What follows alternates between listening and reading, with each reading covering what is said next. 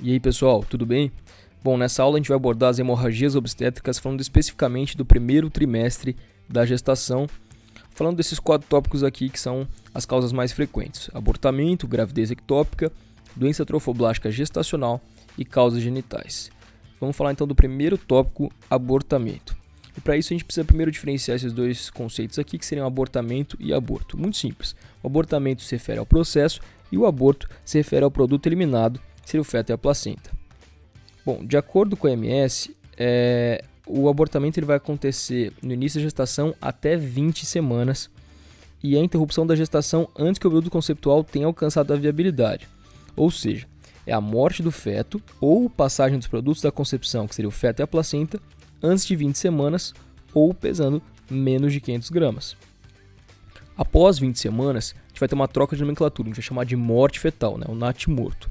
E aqui só para lembrar que quando o feto nasce vivo, entre 20 e 37 semanas, a gente vai ter o parto prematuro. Mas vamos falar o que importa, que é sobre abortamento. Bom, é importante falar sobre ele porque a incidência é de até 20% das gestações confirmadas, sendo que a causa é a complicação mais frequente da gravidez. Tem várias etiologias, mas as principais são cromossomopatias, desordens anatômicas, deficiência de progesterona, droga, doença, infecção, enfim, tem várias etiologias. E tem basicamente 2 tipos, os espontâneos, que são causa frequente de sangramento, e os provocados, que são proibidos no Brasil, mas que a gente vai falar um pouquinho disso mais lá pra frente. Bom, sobre fatores de risco, então idade maior que 35 anos, história de aborto espontâneo, alcoolismo, tabagismo e outras drogas, e doença crônica mal controlada da mãe, por exemplo, diabetes, hipertensão, distúrbio da tireoide, entre outros. A gente tem algumas formas clínicas de classificar os abortamentos, sendo que a ultrassonografia é um exame fundamental no diagnóstico. Bom, primeiro então falando da ameaça de abortamento, é um sangramento de pequena intensidade que pode ou não ter cólicas e não tem dilatação cervical. Até 50% depois pode evoluir para um abortamento. No abortamento completo, é quando todo o concepto e a placenta são expulsos. Já no incompleto, é quando acabou restando alguma parte intraútero. No infectado, é quando acontece o abortamento acompanhado de uma infecção, que geralmente acontece após manipulação uterina com algum instrumento. No retido, a morte fetal intrauterina não tem expulsão, então fica o conteúdo retido lá no útero. E o abortamento habitual é quando a mãe tem 3 ou mais abortos consecutivos. Bom, manifestações clínicas. Os sintomas eles incluem dor pélvica do tipo cólica, sangramento vaginal e também diminuição dos sinais de gravidez. Por exemplo, a perda da sensibilidade da mama e náuseas, que são comuns na gravidez, elas acabam diminuindo nesse período de abortamento. Diagnóstico. Bom, a gente vai poder seguir os critérios clínicos, fazer exame físico e exames complementares, principalmente o ultrassom que eu falei e o beta-HCG. De tratamento, vai depender daquelas formas clínicas que a gente falou lá atrás. Bom, na ameaça de abortamento a gente vai fazer uma observação. No abortamento completo a gente vai acompanhar essa mãe.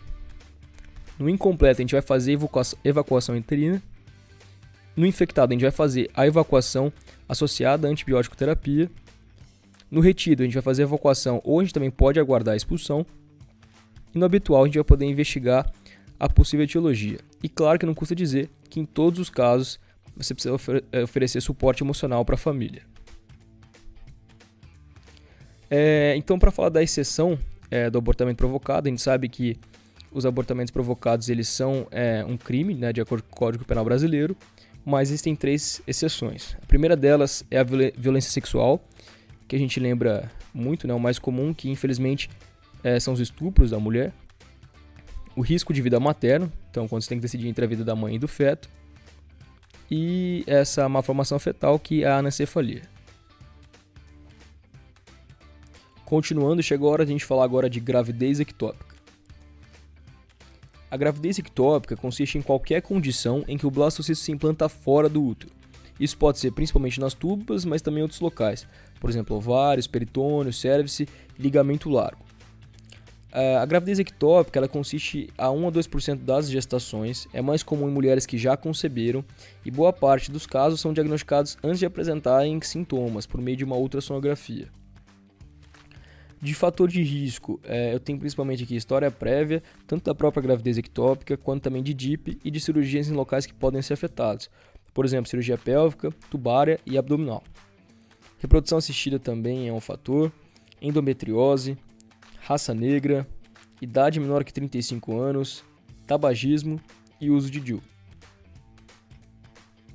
Essa imagem ela consegue ilustrar bem as localizações afetadas pela gravidez ectópica, mas o que eu quero ressaltar aqui é que a gravidez tubária é a grande responsável, né, pelas gravidezes ectópicas e é aquilo que a gente vai trabalhar principalmente aqui quando for falar de sinais e sintomas. Então, os dois principais vão ser a dor abdominal e hemorragia, que podem se apresentar clinicamente de duas formas, forma aguda e subaguda. Na forma aguda, acontece uma rotura tubária, e claro que isso vai levar a sintomas intensos, né, associados à irritação peritoneal e instabilidade hemodinâmica. Já na forma subaguda, ela é a forma mais comum, os sintomas são um pouquinho mais brandos, sendo mais relacionado a um desconforto abdominal. Diagnóstico. Quando eu tenho que suspeitar clinicamente que essa paciente pode ter uma gravidez ectópica? Quando ela apresentar dor pélvica aguda associada à irregularidade menstrual. Para exames complementares, eu posso usar principalmente ultrassom transvaginal, Doppler fluxometria e beta-HCG, mas também posso usar progesterona e a laparoscopia. Tratamento. Bom, a conduta ela pode ser cirúrgica ou não cirúrgica. Falando então de cirurgia, a gente pode ter as duas vias de acesso, né? Então fazer a laparotomia ou a laparoscopia. Bom, a gente pode ter a cirurgia conservadora e a radical. A conservadora é a salpingostomia, que eu vou acabar enucleando o ovo, conservando a trompa. Então vocês vão ver lá na imagem, eu só retiro aquela parte em que aconteceu a implantação do ovo e mantenho a trompa. Já na salpingectomia, que é a cirurgia radical, eu vou pegar a tuba e vou remover ela por inteiro. Essa pode ser necessária em mulheres que têm um sangramento incontrolável, se a recorrência da gravidez ectópica é sempre na mesma tuba, se a tuba está muito lesada ou se tem um saco gestacional maior do que 5 centímetros. Nesses casos, você vai para a cirurgia radical. Agora, falando de abordagem não cirúrgica, eu posso usar o tratamento medicamentoso com metotrexato, que ele consegue inibir a multiplicação celular do trofoblasto, e também posso, em alguns casos, também adotar a conduta expectante. Seguindo agora, vamos falar então de doença trofoblástica gestacional. Mas para isso a gente vai revisar um pouquinho da embriologia. Bom, o blastocisto ele é formado principalmente pelo trofoblasto e pelo embrioblasto.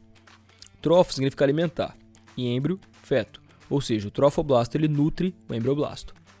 Bom, o trofoblasto ele é formado por sincício trofoblasto, citotrofoblasto e trofoblasto intermediário.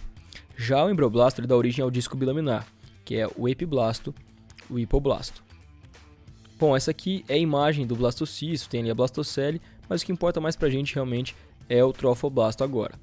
Então, na doença trofoblástica gestacional, o que acontece é uma proliferação trofoblástica anormal. Se a gente lembrar, o trofoblasto ele é o responsável pela produção de beta-HCG, que a gente vai ver nessa doença muito marcante, está em altos níveis. E se houver embrião, a gente vai explicar ali depois, esse embrião não tem condições de vida. Ela pode ser dividida basicamente na parte benigna e na parte maligna. A parte benigna a gente tem aquela famosa mole datiforme, que pode ser completa ou incompleta. Nas malignas a gente tem 4. A mole datiforme que se tornou invasora, corocarcinoma e o tumor trofoblástico de sítio placentário e epitelioide. Vamos começar então falando da mola e datiforme. De cada 1000 gestações, apenas 2 ou 3 terão mole datiforme. A mola é basicamente uma gravidez que não deu certo, a gente vai chamar isso de gestação molar. Os fatores de risco a gente tem extremos de idade e história pregressa. O quadro clínico da paciente vai ser um útero maior que a idade gestacional, sangramento vaginal com eliminação de vesículas, essa imagem aqui, dor abdominal, náusea e vômito, hipertireoidismo e pré-eclâmpsia precoce. Bom, agora a gente vai falar então da mole datiforme completa. Na completa, acontece a fecundação de um espermatozoide em um ovócito vazio. O formato que tem de cacho de uva, como essa imagem aqui, bem característico. Não vai ter feto, isso que vai diferenciar principalmente da incompleta.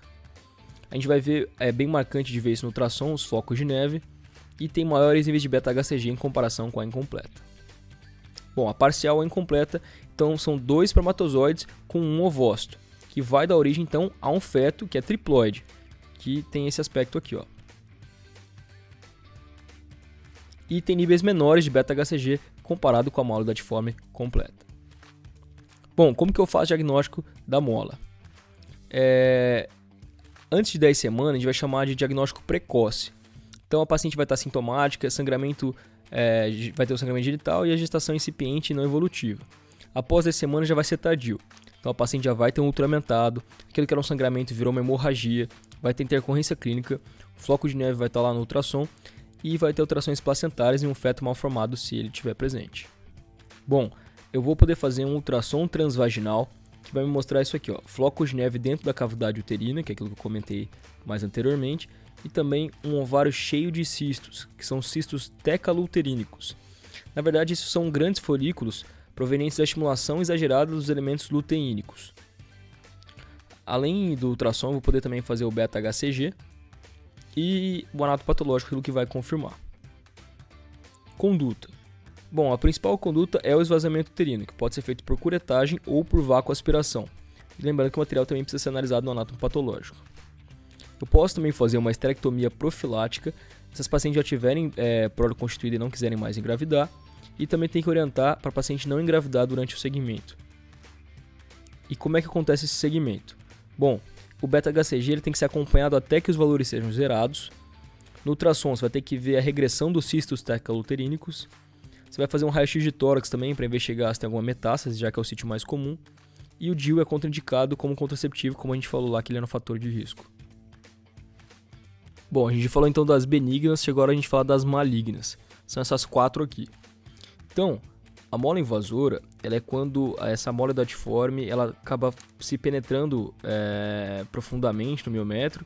Também pode envolver peritônio, paramétrio, cúpula vaginal, mas é uma variante neoplásica da mola datiforme.